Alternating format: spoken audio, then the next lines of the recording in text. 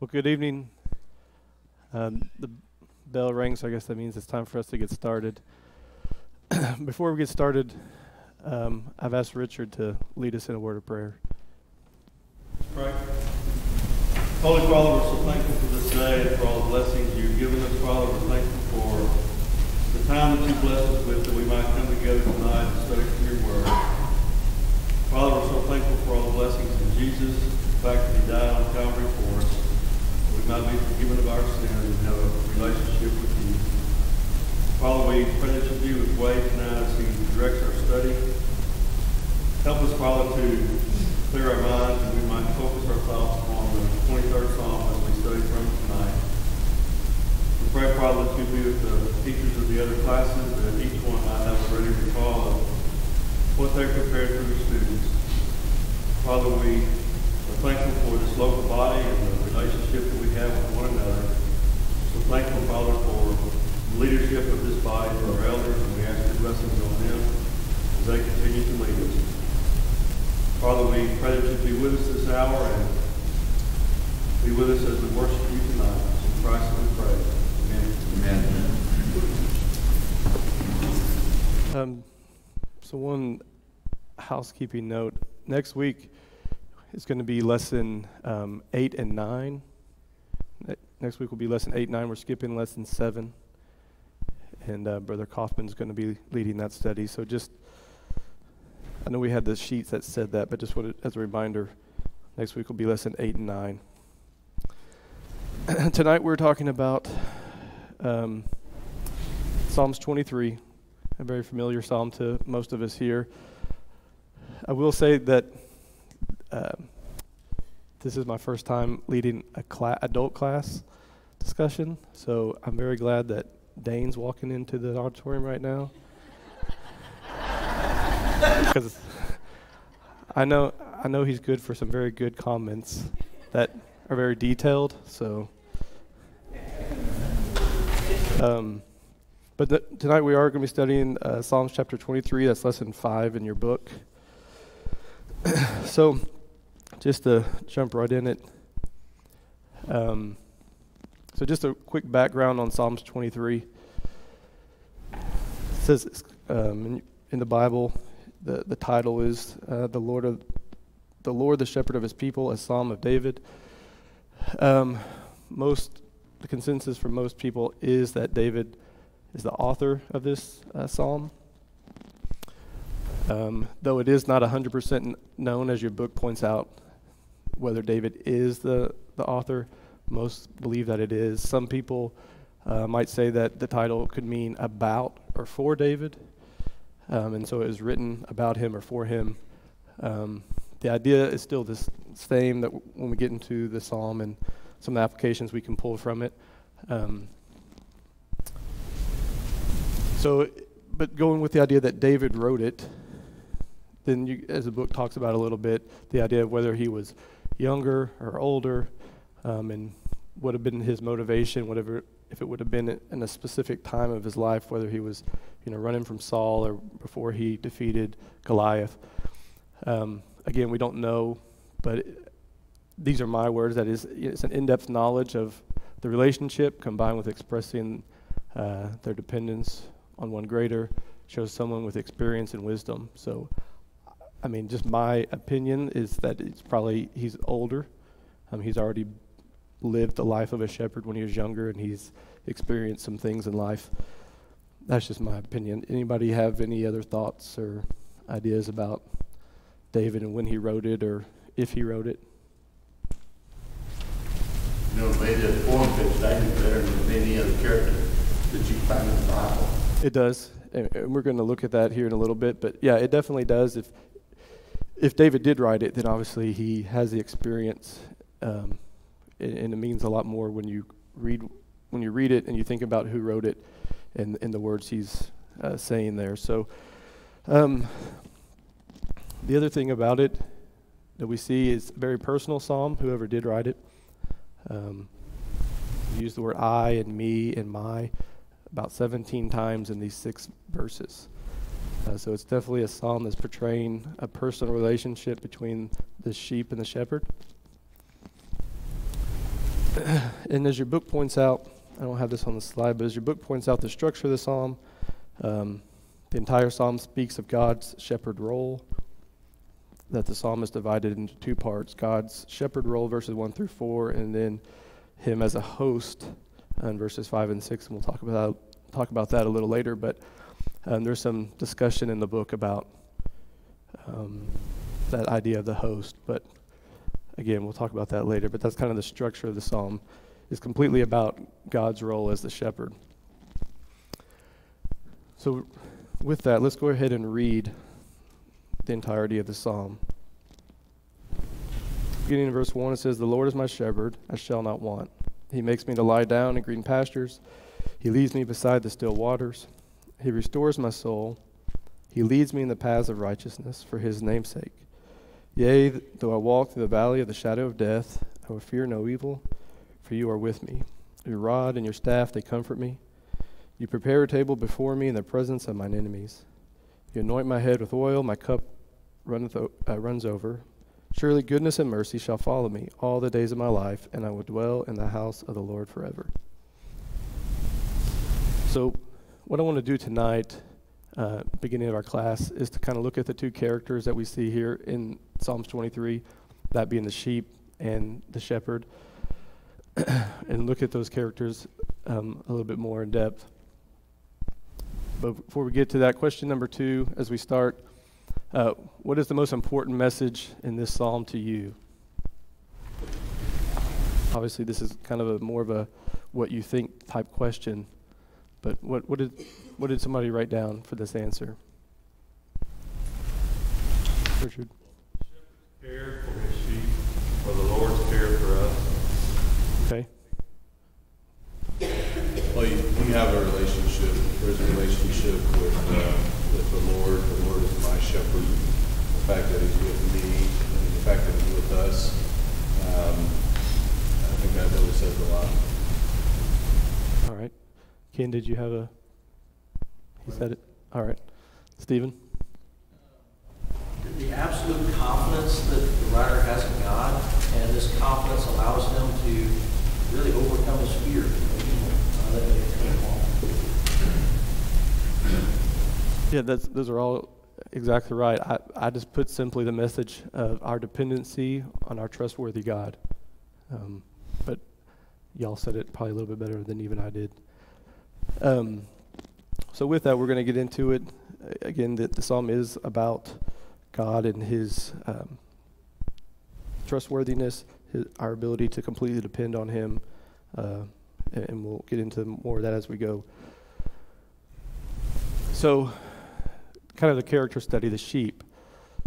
So when you think about it, why sheep? Why does God compare us to sheep? Why not a tiger or a wolf or a deer or even a cow? But obviously, yeah, that's definitely true. They can't defend themselves, and we'll see that here in a minute. But when you first just read it, you think, oh, a sheep. But when you start breaking it down, as we will, there's definitely, obviously, a reason God picked this animal.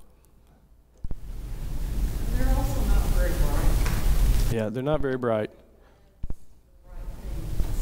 Yeah, that's definitely true. We'll see that here in just a minute. So with that, what characteristics do sheep have that make, question number 3, what characteristics do sheep have that make them an excellent metaphor for the human condition? So we've said that they weren't very, very smart. They need to be led. They're weak and vulnerable compared to the others around them. Mm-hmm. They're predators.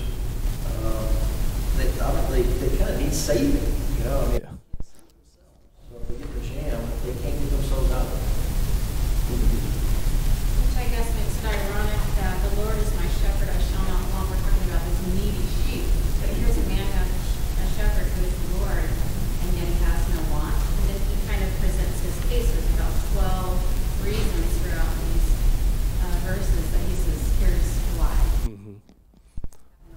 No, yeah, that's a really good point. And we're going to look at that here a little bit later. But yeah, it's kind of we're compared to sheep in this passage. But like you said, the man writing it as a sheep is saying he doesn't need those things that we typically think of sheep needing. Did I see another hand? sheep are totally dependent on the shepherd. And this writer is saying that this shepherd, this Lord, has fulfilled all my needs.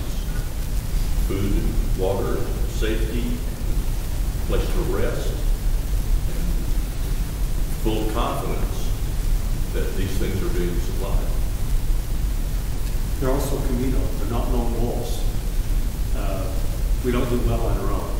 That's true. Yeah. With the proper shepherding, they're very valuable. Sheep can be very productive when they have a good shepherd. Good point. There you go. I noticed the question asks, what characters do sheep have that make them excellent of a human condition? Speaking of us, but you know, a lot of times, as we really actually listen to the answers, and they're all great answers, we're still humans and they're sheep. Everything we're talking about, we're saying they. Whereas the writer made it I, me, my, me, I. He's had to be personal. And in essence, the question is asking us, do we see ourselves like that? Do we see ourselves as vulnerable? Instead of, well, I'm talking about a food chip. I'm a rock. I'm a wolf. You know? I'm not no sheep. Yeah. Do we see ourselves as needy, vulnerable, need saving, like Stephen just said? Do we see ourselves like that? That's the personal idea the question is drawing at. Do I look myself in the mirror and say, no, I'm not a type, I'm not a bear, I'm a sheep that has gone astray, and I need my God, who is my shepherd. Yeah, that's an excellent point, and hopefully here we're going to look a little bit more at some of the characteristics of a sheep. We'll draw some comparisons to us and try to answer this question a little bit better.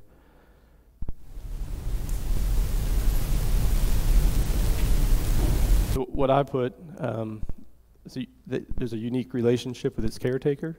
As Stephen kind of pointed out and some others, you don't see another animal like that has that kind of relationship with its caretaker, as we'll see in a little bit. As the gentleman said, our brother said, very social. They feel very safe in a herd, as we should feel safe with our family here at West Main. They are dumb. They're not very, very bright. In some ways, they're not very bright. I put that they're kind of directionless. They don't. We'll see. They don't follow. They don't have a good sense of where they're at in comparison to where they should be or where the shepherd is, and they're defenseless. So we're going to take a look at these real quick. So sheep are D-U-M, dumb is what I put. So in doing a little research, there was this news story from Turkey. It said hundreds of sheep followed the leader off a cliff in eastern Turkey, plunging to their death this week while shepherds looked on in dismay. So you can just see this idea. There was 400 sheep that fell 15 meters, that's about 50 feet. Just one right after another, just kept falling off, and they all died.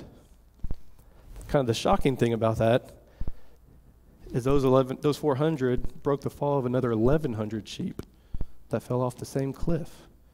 So 1,500 sheep just with no. Well, they weren't thinking, obviously. So they just kept on walking and right off the cliff. So I guess glass half full, 1,100 of them were saved by the other 400. But it was interesting also in the story. It said it happened while the shepherds were eating breakfast. So obviously the shepherds weren't doing their job. And in the short amount of time that they were eating breakfast, 1,500 sheep went off a cliff. So they're not very smart animals.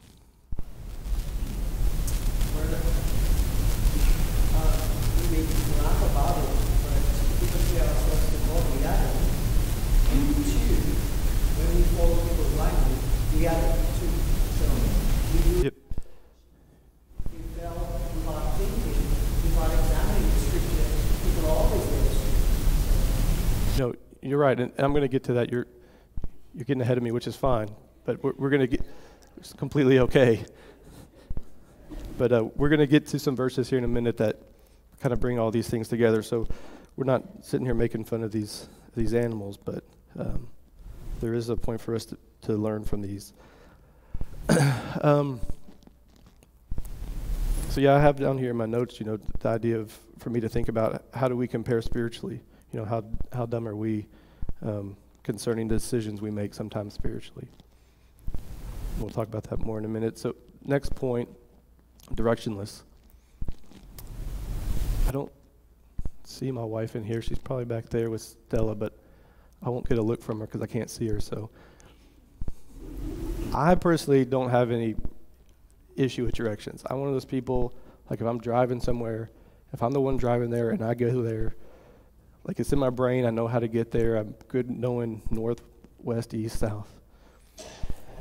Invariably, anywhere we go, when we come out, whether it's a hotel room, an elevator, a store, Heather will automatically start going the complete opposite way we're supposed to go.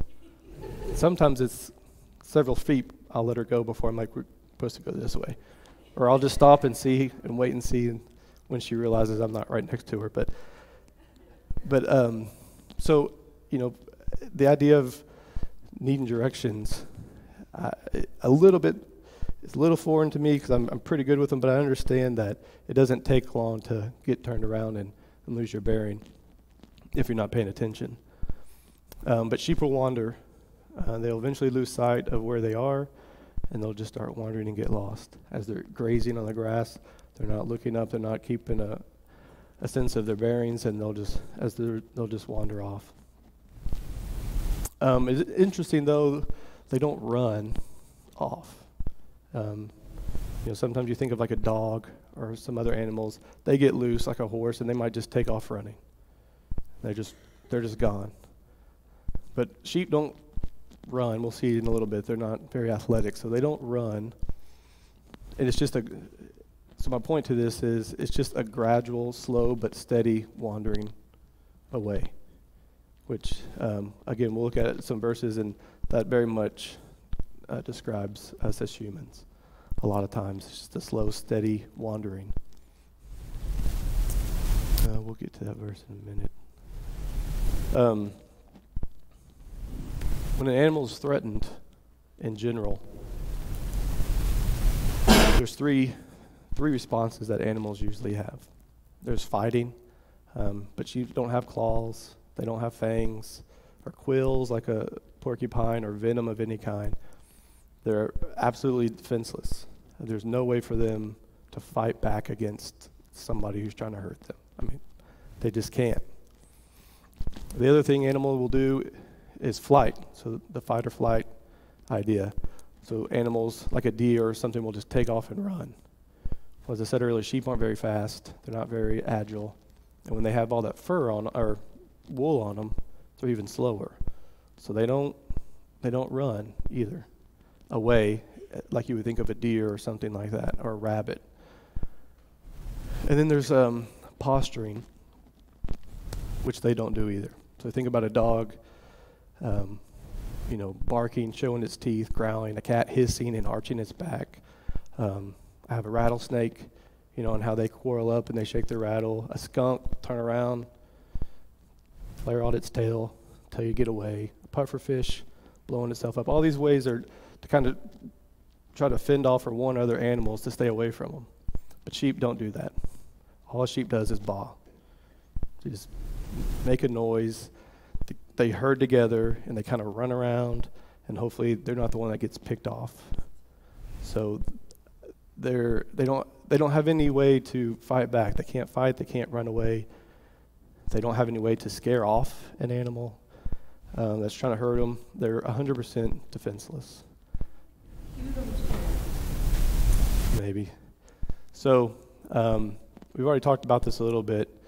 Now that we've looked at these, how does the psalm address human weakness? Question number 8. Kyle? Without the Lord's help, we really are defenseless against the devil's attacks. It's God who gives us the guidance to know how to escape temptation. He provides a way of escape.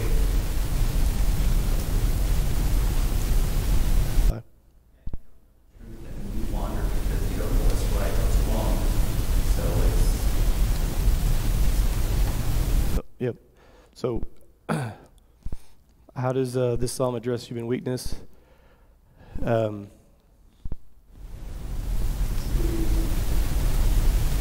I put, the idea of helping them in time of need, making them lay down. So I put Romans 1:20 through 20. Hold on. Let me look at my notes real quick.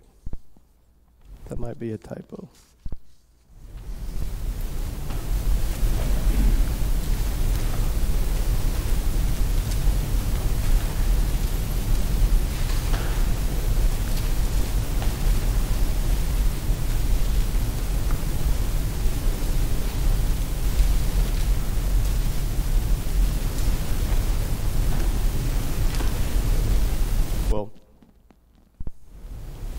I think I messed up this slide, but my thought here was in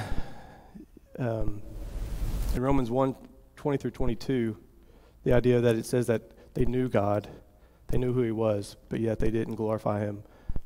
Professing to be wise, they became fools. So the idea that, we're dumb.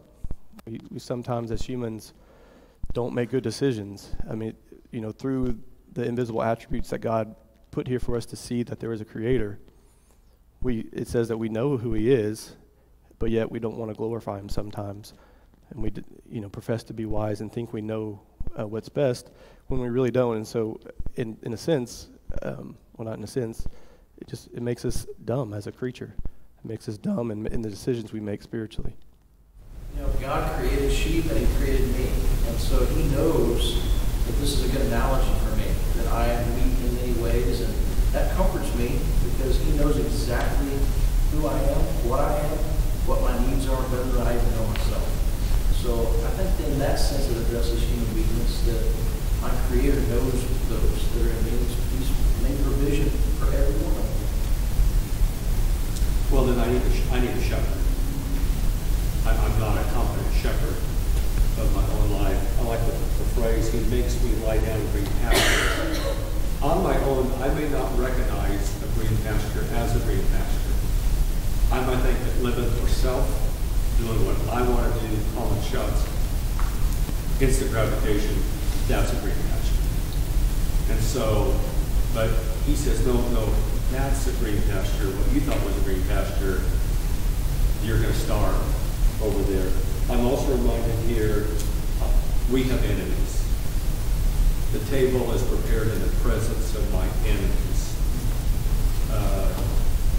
My struggle is against, and we all have people that have given us a hard time, but Paul reminded us, your struggle is against the world forces of wickedness in heavenly places.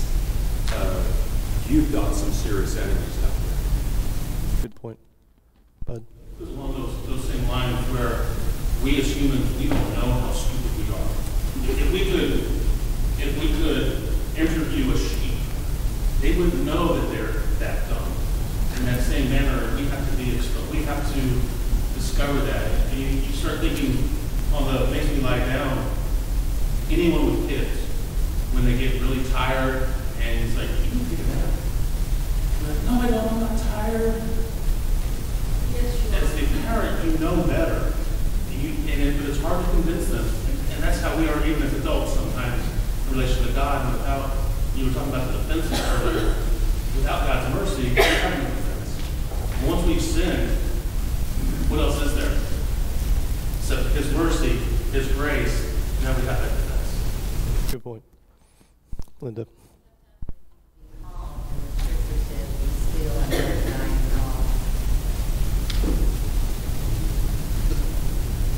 So to finish up this slide here, so I know what I was doing here. So number 2, he leads me to the idea of being directionless. In Jeremiah 10:39, our Lord, I know the way of man is not of himself. It's not for him to direct his steps. If it's up to us as mankind, spiritually, we're not going to go the right way. As the brother said, we're going to think, oh, this is a great green pasture. Makes me kind of think of Lot when he looked at the valley of Sodom and Gomorrah. He's like, oh, this is great. Well, it didn't turn out very great for him and his family. So sometimes we need to be led to the right place. And then number 3, your rod and your staff comforts me, being defenseless. And just as a reminder, 1 Peter 5:8-9, it says that the devil walks around as a roaring lion, seeking who he can devour. So he's a lion, we're a sheep. Lion's going to win 100 times out of 100, unless we have a shepherd to protect us. Another thing I read about sheep is that sometimes they have to be disciplined, and the rod and staff can be used as a mark of discipline as well as sending off enemies. So sometimes you need discipline. Yeah, I read in some research that people said to an extreme measure, if you had the same sheep that was wandering off a lot, a shepherd sometimes would break the sheep's leg on purpose and then would carry it around on its shoulders until it mended, and after that, that sheep would never leave the shepherd's side. It was a way for them to kind of train the sheep to, if they had one that was really bad, to kind of get it to learn who they needed to trust. I don't know how true that is, but I read that in a couple of different places, so that's pretty extreme. I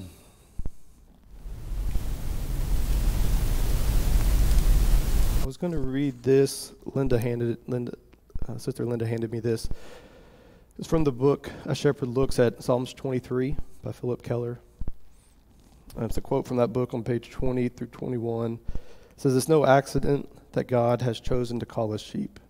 The behavior of sheep and human beings is similar in many ways, as will be seen in further chapters of his book. Our mass mind or mob instinct, our fears, our timidity, our stubbornness, our stupidity, our perverse habits are all parallels of profound importance. Yet despite these adverse characteristics, Christ chose us, buys us, calls us by name, makes us his own, and delights in caring for us." So as we see, getting into the idea of the shepherd now, it is only because of the shepherd that we have a hope of life.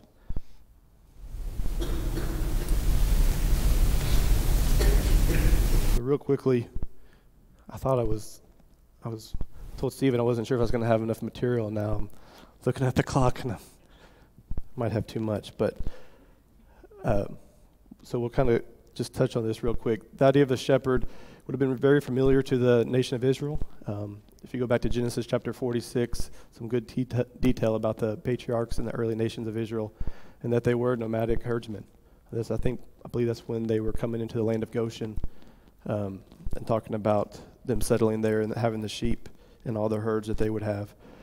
You look at Abraham, and that look at all the herds he had as a shepherd, and he gained in wealth, obviously, as he got older. But example I put up there is Genesis chapter 14, when he goes to save Lot from the kings of Sodom. So here's the shepherd, but yet a shepherd that shows great leadership and courage and the ability to fight. A lot of times people, as your book points out, people think a shepherd is kind of a timid, kind of gentle job. When if you look at these examples in the Old Testament, it's quite contrary to that. It's a very rough job, and sometimes it was a job that was despised and wasn't looked at very highly. Jacob, in Genesis chapter 31, talking to Laban, he says, paraphrasing, that the life of a shepherd was hard. It took dedication and determination. He's telling Laban, "These are all the stuff. It's all the stuff I've done for you. If I've lost sheep, I've repaid it. I've fought off lions. I've protected the sheep." And he's just pointing out it's a pretty good passage that's describing kind of the life that he had to live as a shepherd. You're having to fight off a lion. Your life is in danger too. You're laying your life on the line for the sheep. Yeah, absolutely. Moses, if you look at him, he was a shepherd for his father-in-law in Midian when God comes to him. So he obviously understood the job from a physical standpoint and what it took. But God comes to him and asks him to kind of be an emotional and spiritual leader, a spiritual shepherd for the people of Israel, to lead the flock out of Egypt. And it's kind of an interesting study. At the beginning in Exodus, there's some of the verses where he's talking to God. He's basically telling God, "Send someone else. I can't do it. You have the wrong person." And to the point where it says that God gets mad at him and tells him, no, you are going to do it. But it's interesting at the end in Numbers 27, before he dies, when he goes up onto the mountain and God's showing him the promised land, he asks God, who's going to take over and be the leader of the nation? So he was wanting to know who's going to be the next shepherd, if you will, and lead the nation of Israel. So we obviously see Moses was a great example of a shepherd for the people of Israel. And then, of course, David. I think your book points this out somewhere about his occupation as a young man, and then he delivered the flock of Israel from the danger of Goliath, using the tools that a shepherd would use, the sling. So this is something that the Israelites would have known very well. It was a term used by the Israelites to describe a leader. Jacob used it in describing Jehovah in Genesis chapter 48 and 49. It's given as a title to the kings, especially David, this idea of shepherd. In 2 Samuel 5:2, it says, in the past, when Saul was our king, you were the real leader in Israel. The Lord said to you, you will shepherd my people. You will shepherd my people Israel. You will rule over Israel. And it was the name obviously given to the coming Messiah. David was a type of this in Ezekiel 34. It says, I will set one shepherd over them, and he will feed them, namely my servant David. He will feed them and be their shepherd. And of course, talking about Christ and Micah, the same idea that he will stand and feed the flock and be the strength of the Lord. In the majesty of the name of the Lord his God, and they shall abide. So this idea wasn't lost on Israel. It was something that was part of their occupation, part of their history, part of their culture. So they knew this idea of shepherds and sheep very, very well. So getting into the psalm itself and looking at the verses,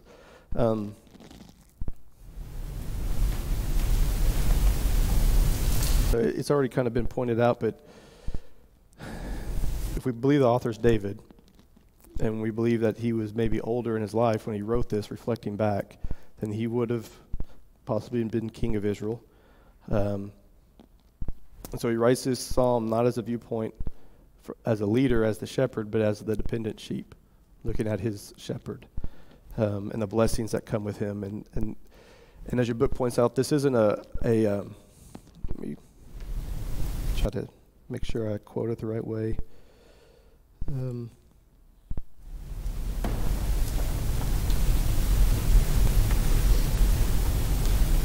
Where is it? The book just points out that it's a psalm of complete trust. He's stating these things as fact, like these do happen with my shepherd, and he's obviously writing it from the point of a sheep. So with that, let's look at verses 1 through 3 of Psalms 23. The idea there is that there's no lack of physical necessities. The Lord is my shepherd, I shall not want. He makes me to lie down in green pastures. He leads me beside the still waters. The Lord is my shepherd, I shall not want. You look at parallel passage in Luke chapter 12, 22 to 32, that's talking about the birds of the air, the ravens of the air, and the lilies of the field, and how God takes care of them. And so isn't he going to take care of you that much more as man? And the idea of making me to lie down in green pastures, the book makes a point, says it's an interesting fact about sheep. They will not lie down when they are hungry, but when they have eaten and are full, they will lie down in the abundant grass. So it's just pointing out that sometimes the sheep have to be kind of disciplined and told, lie down here and rest. So he makes me to lie down in green pastures. And then he leads me beside the still waters. Again, in Revelations 7 through 17, it says, for the Lamb who is in their midst of the throne will shepherd them and lead them to living fountains of water.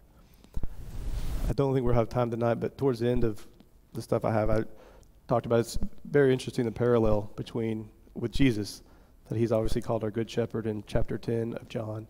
And then here, in so many other places, he's talked about the lamb, being the lamb. So again, it's that idea that we have a Savior who understands both aspects, being the shepherd and also being the lamb, and realizing where we're coming from. So in these first 3 verses, again, it's the idea of no lack of physical necessity. He's going to take care of all of our daily physical needs, and we don't have to worry about that. Anybody have any comments or ideas or questions or anything? I think it's the I shall not want is a really important principle. That is, that to really buy into that. I think so many people are afraid. If I become a Christian, there's things I got to give up. Am I going to miss out?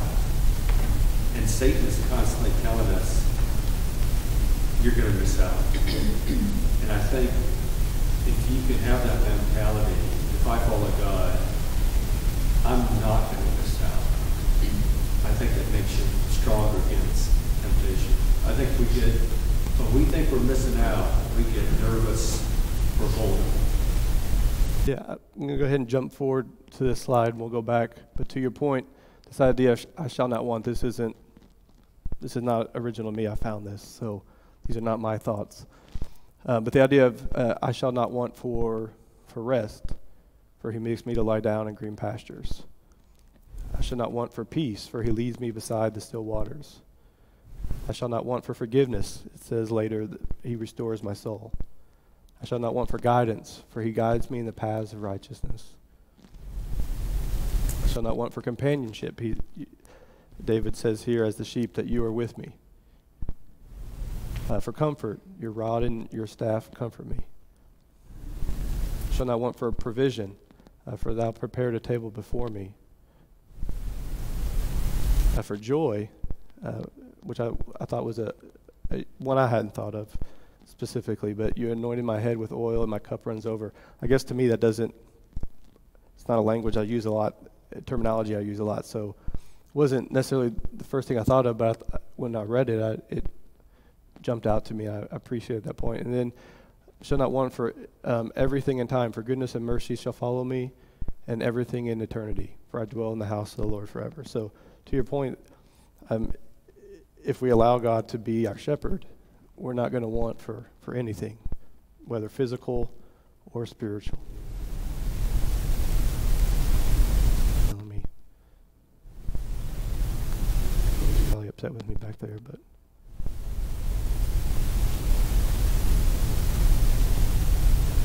I just wanted to go ahead and jump to that while we were talking about it.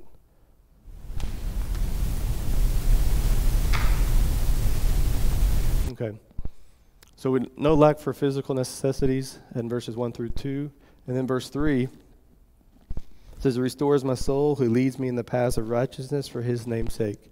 So here I think the idea is he restores my soul. In Revelations 3:19, it's the idea of as many as I love, I'm going to chase and rebuke and chasten. Sorry, I could say that the right way. But so God's going to be active in bringing us back to him if we allow it. And then he leads me in the paths of righteousness for his name's sake. I think Kyle brought this up, 1 Corinthians 10, about no temptation being too big for us to bear. We have a way of escape. So God provides these things for us in a spiritual matter as well, or spiritual needs as well. Any comments or anything? Just think about that last part, for his name's sake. You think that it has anything to do with the glory that it brings to God whenever we're following those paths of righteousness that he's leading us in? Is really his glory? You're asking me that? Oh. I would think so. I mean, if I can promote my lesson from Sunday night, I mean, I think that's part of why God created us, was to glorify him.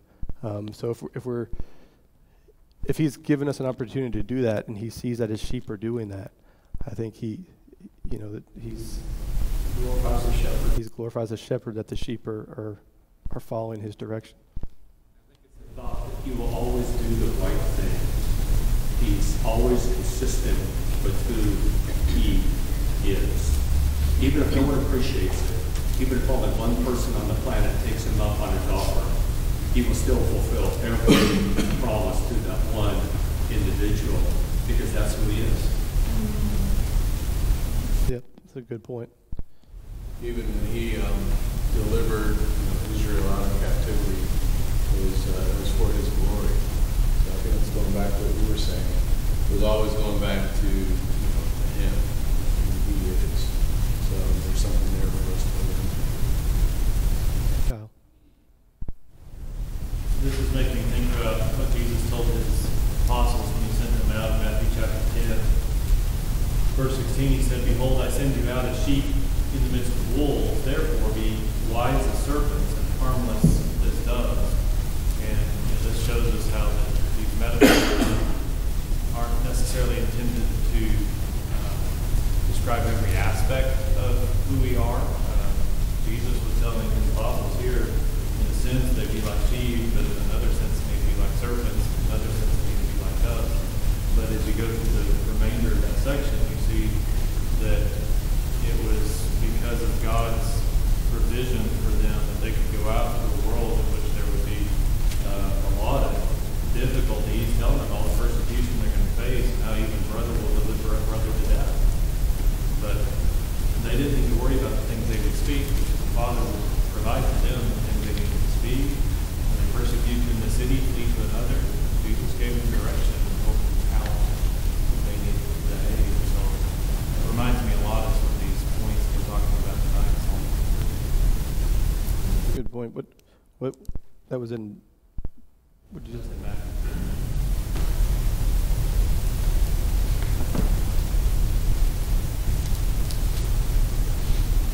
Okay, so moving on, verses 4 and 5, I think talking about the idea of the shepherd's protection.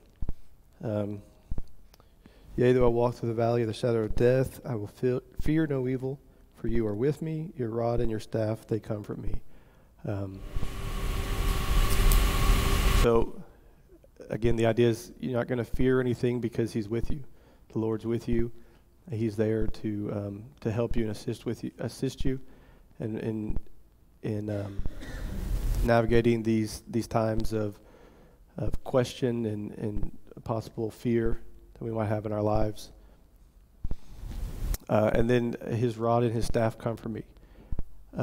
As pointed out already, these are going to be used to defend the sheep from danger, so you know that you have someone there to protect you. Makes me think of the idea of putting on the whole armor of God. We have the ability to protect ourselves with God.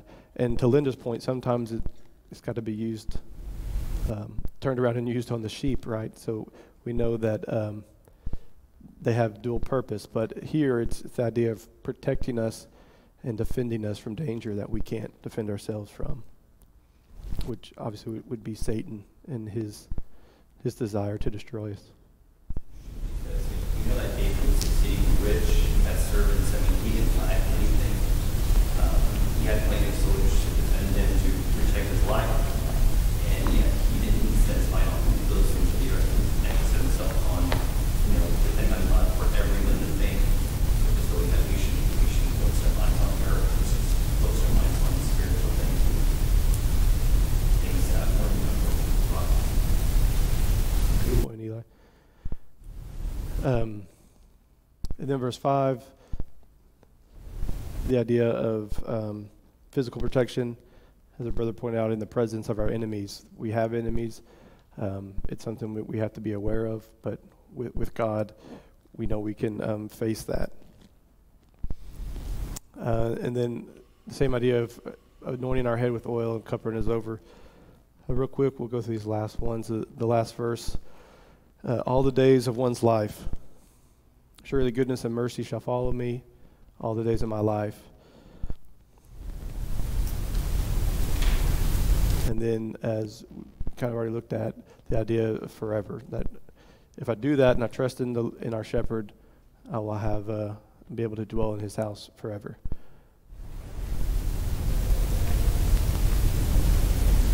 In spite of Saul and Absalom, and even at the very end, another son that David had to deal with. David says, my cup overflowed.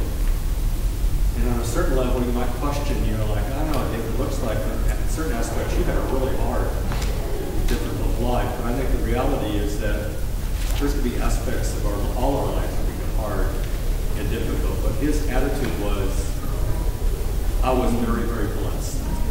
And I think that it's a challenge of living a Christian life is, of all you go through, is as you're moving towards the end of it, my cup overflows.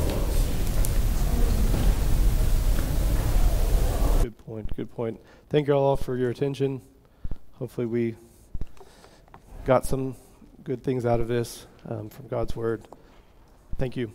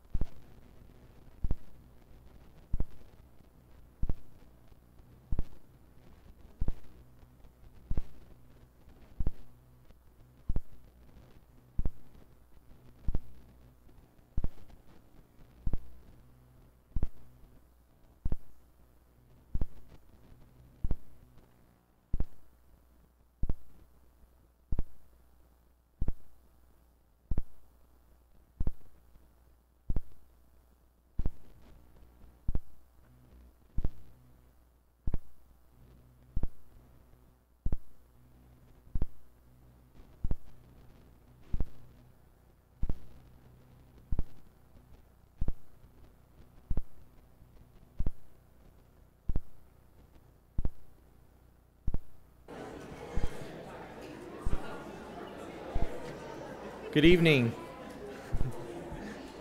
So good to see everyone out here this evening. If you're using a songbook, now would be a good time to mark number 325, the Song of Invitation. Before the invitation, we'll sing number 424, The Gospel is for All.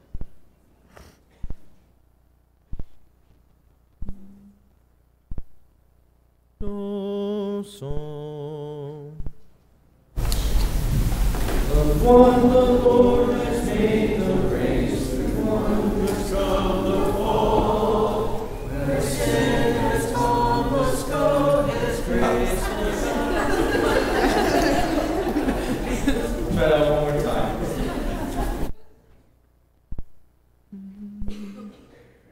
No song. One the Lord has made the race, through one has come the fall. Where sin has gone, must go His grace. The gospel is for all. The blessed gospel is for all. The gospel is for all. Where sin has gone, must go His grace. The gospel is for all. Say not the heathen or that know, beyond we have no call. For why should we be blessed alone? The gospel is for all. The blessed gospel is for all. The gospel is for all. Where sin has gone, must go His grace. The gospel is for all. We seek ye freely give, from every land they call. Unless they hear, they cannot live. The gospel is for all. The blessed gospel is for all. The gospel is for all. Where sin has gone, must go His grace. The gospel is for all.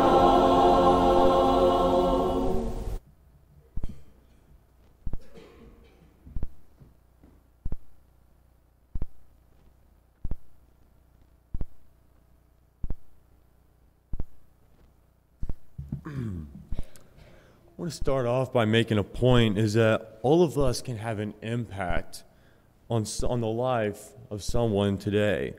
So in our Bible reading this week, we're reading through the book of Acts and reading more specifically this week, chapters 13 through 17. And tomorrow we're going to read Acts chapter 16. As I was thinking about my invitation, I thought about the main message of these chapters is how someone can have an impact in someone's life. And so we're going to be looking at Paul and Silas and how they had an impact on Lydia and her family. And so in Acts chapter 16, verses 14 through 15, that's where we're going to look about the conversion of Lydia and how they had an impact on her life. And so that reads, "One who heard us was a woman named Lydia from the city of Thyatira, a seller of purple goods, who was a worshiper of God. The Lord opened her heart to pay attention to what was said by Paul. And after she was baptized, and her household as well, she urged us, saying, 'If you have judged me to be faithful to the Lord, come to my house and stay.' And she prevailed upon us." There are some powerful things that we can gather from just these two verses. And so let's consider a few points. Well, the Word of God has power to bring men to Christ, and also is that we need to go out and teach the gospel. But then Paul and Silas, they went about looking for opportunities to have an impact. And so, as we can see, is that our impact, the impact that we give out, can have a bigger effect than anything we could have ever imagined. Because if you look back at our main text, is that not just Lydia was baptized, but that one conversion led to her whole household being converted. And so let's just say if there are roughly about 120 people here in the audience. Well, you know what? If you just go out and you convert one person in your life, maybe even 5, maybe even 10, well, you know what? That conversion could lead to so many different people, is that they could go have an impact on someone, and they could go have an impact, and then they could go and have an impact on someone else's life. So why be discouraged whenever someone rejects the gospel? Why be discouraged whenever we don't see people wanting to hear the gospel? Just one person could change the life of so many different people. And so one thing that we can start off by doing is that we have these wonderful business cards here at Westman Church of Christ. Give one of them out this week and try to discuss with them and try to say it might not lead to a conversion, but it could have an impact on their life. And so in conclusion is that one conversion led so many people is that we talked about conversion story. And so if you're here tonight and that you have realized that I need to be baptized, I need to be converted, the water is ready right behind me. And that we'd love nothing more. And so if you're subject to the invitation, please come to the front while we stand and while we sing.